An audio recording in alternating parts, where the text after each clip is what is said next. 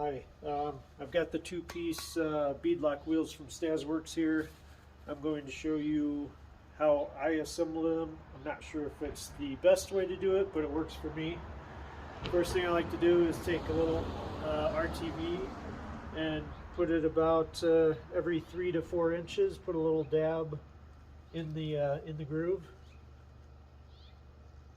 just about a size of a pea. And that helps to hold the O-ring in so it can't fall out while you're trying to tighten the bolts and get your wheels together and set the bead.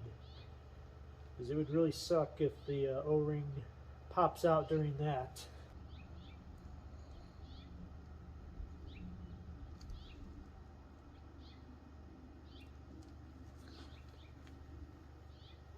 So just kind of make sure your O-ring doesn't have any dirt or anything like that on it. And you just start going around and pushing it down into the groove.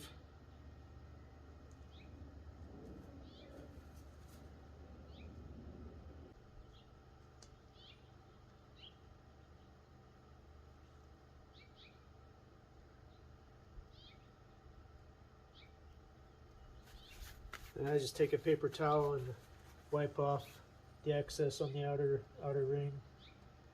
And probably wouldn't hurt anything to just leave it, but I like to wipe it off.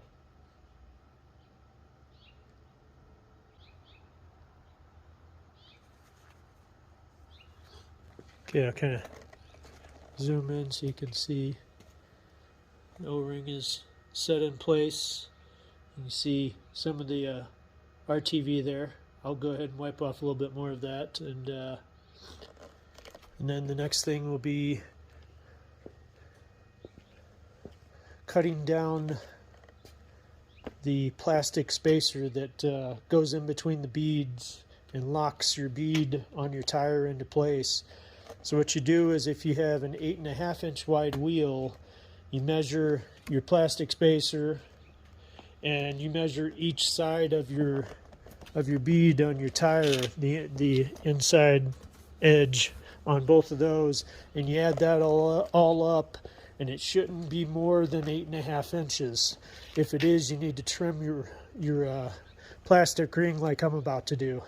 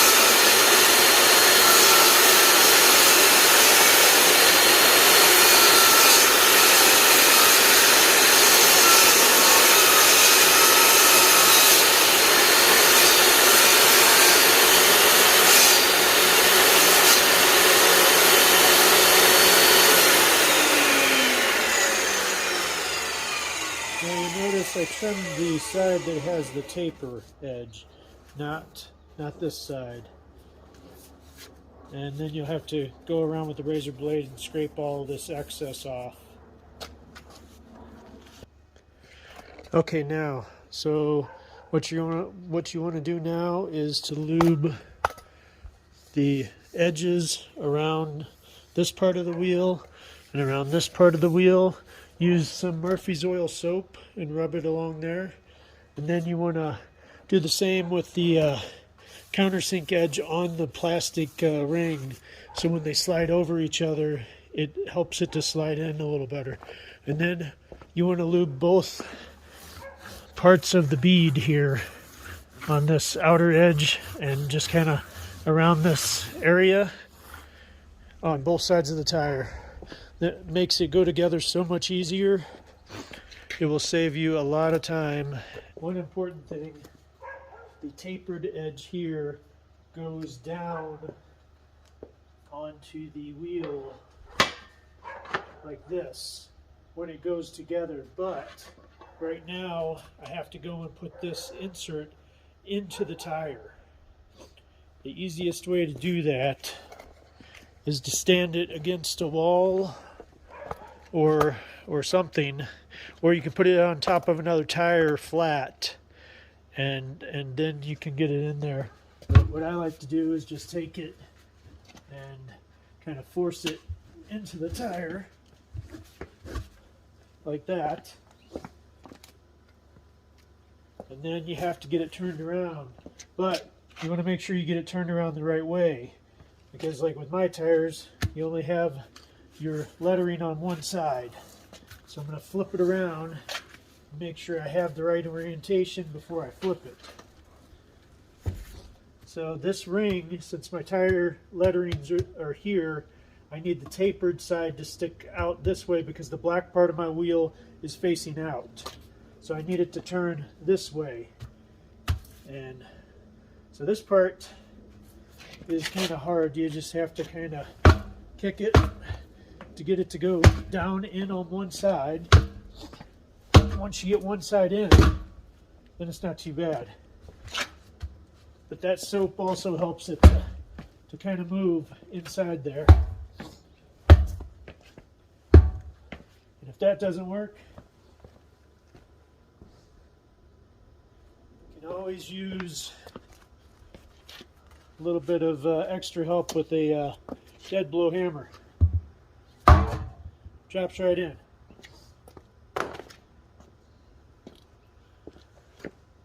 Okay, now that that's inside, and you make sure that everything's the right orientation, you go take the tire and you drop it over the blue side, and then you put your black side, in my case, the black side of the wheel, on top of the tire.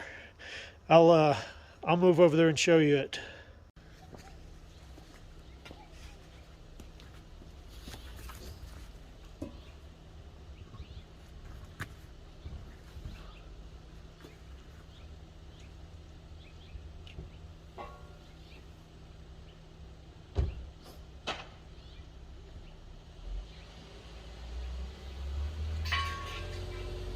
Okay, so what I like to do is just get the tire close to the blue section or the bottom half of the wheel, and you just lay it down right over the wheel and try and get it centered on that part of the wheel.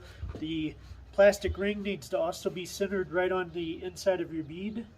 So line up the wheel centered, and once you get the wheel centered inside the tire bead, then you have to get your plastic ring centered inside your tire bead also.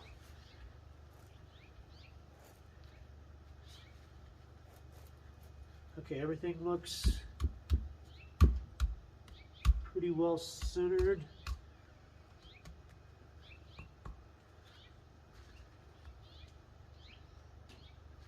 So then you take the other half of your wheel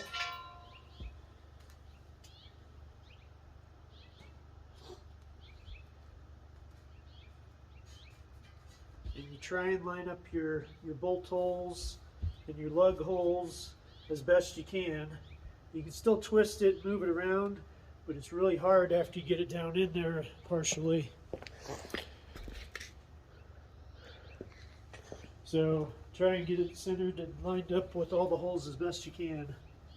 And one other thing I like to do once I get this in here is go ahead and just get a little water spread out along here to kind of get the soap working a little better.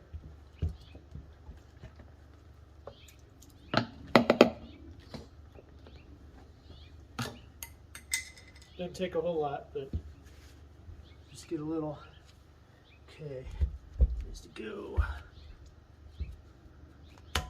It's pretty close there. Once you get it close, what I do is just kind of stand on it on each side and kind of rock back and forth. Do a little jumping evenly.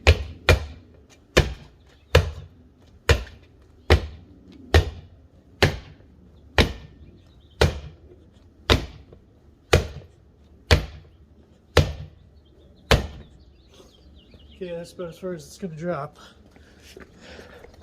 But as you can see, it's actually only about 2 inches from being down in the bead there. But for the two wheel halves to bolt together, that's actually about 3 inches of space. So what I like to do is, depending on spacing and how far it drops, I have a big assortment of bolts. I have some 5-inchers, some 4-inchers, 3-inchers, 2s, and I start normally with the 4-inch ones and then put in like 6 of those, and I'll put in the first one, then skip 3 holes, then do another one, and work my way around just skipping 3. And once you get 6 4s in, then if you can, tighten them up just a little bit, and then just enough to where you can start the 3s, and then do about 3 or 4 3s, and then you just keep going around like that, tightening them up a little bit, go to the next bolt, tighten it up a little bit, go to the next bolt. That way it's evenly going around and tightening. And you just keep going in that pattern, in a circular pattern, tightening. And as you run out of bolt threads, you switch them out for a smaller bolt. And eventually it'll be seated down. And then I end up, once you get down to the 1.5-inch bolt and lock nut, then I'll tighten it down around one more time. And then I will do a torque value around. I'll do it twice because sometimes it does change on the second rotation. So I usually torque these to 40, and that's pretty much how it's done. I'll pause this and I'll show you kind of some stages as I go. Okay, so I've got a bunch of 3.5-inch and 4-inch bolts. I've skipped every 3rd hole, and I've got them all started. So what I'm going to do now is stand up the tire and the wheel together. One thing, when I set it over there, if you lift up the blue to get the 3.5-inch or 4-inch started, then there's enough space to get your hand under the other wheel to start the nut on that bottom side. Now it's all secure and it's holding it together, so I can lift it up, and then I can start to tighten them. This is where it's kind of hard if you're doing it by yourself. If you have a friend helping you, it's much easier and much faster. But so what I do is get it stood up like this, and then I'll grab my impact for the nut side, which is the side back here, and I will have just a regular wrench that I put through the other side to hold the nut. This is where it gets hard because you can't see what you're doing, so you have to feel around, and it takes a while. But if you have somebody to hold the wrench on the other side, it goes much faster. Matter of fact, I'll turn it around the other way so you can see kind of the other side too.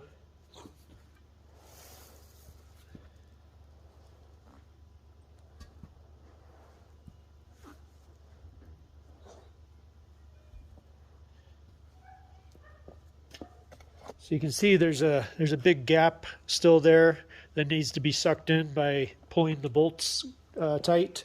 And over here there's about the same. So it's about 4 inches of space that needs to be pulled in for it to be fully set. Now, once I get this round going and I swap it to the next one, I'll show you another video section of it. Now I've got all 3-inch bolts in, and I'll show you kind of what I'm doing to tighten it up.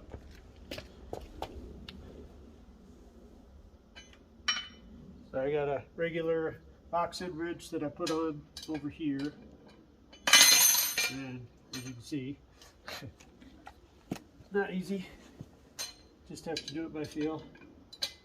Okay, and then I'm just going to go around and tighten it up, and you can kind of see the wheel pull in a little bit.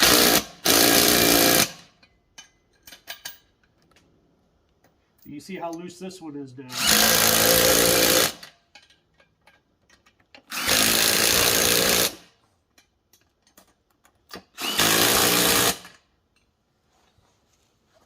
Then once I bottom out on the threads on these, I'll switch to a 2-inch bolt.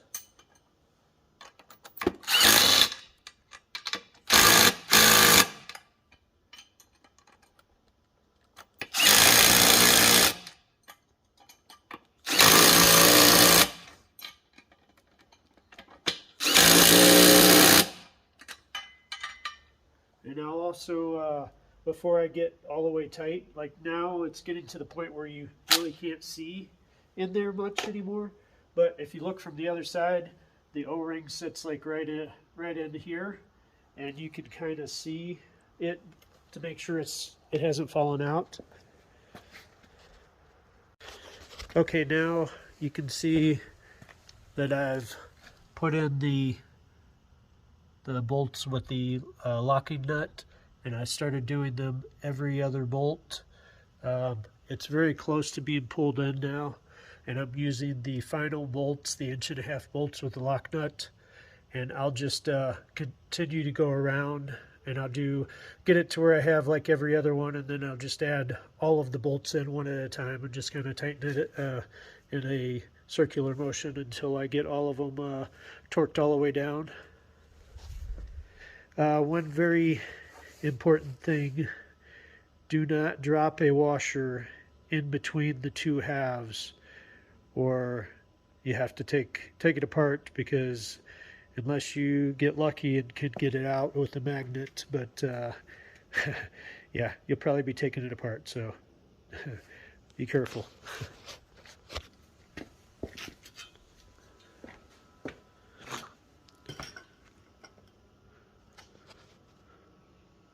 And I'll show you what it looks like once I'm done here. Okay, I've already put all of the bolts in. They're tightened all the way down, and now I'm just going around and torquing all of the bolts. As you can see, if you have somebody else to help torque, it's a lot easier, but this is how I do it.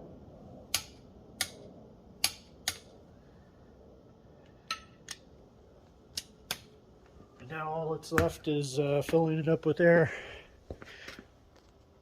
You can see what it looks like now. When it's filled up with air, it'll be a lot more round, like the other tires on the FJ buggy here. So, all right, hopefully that helps.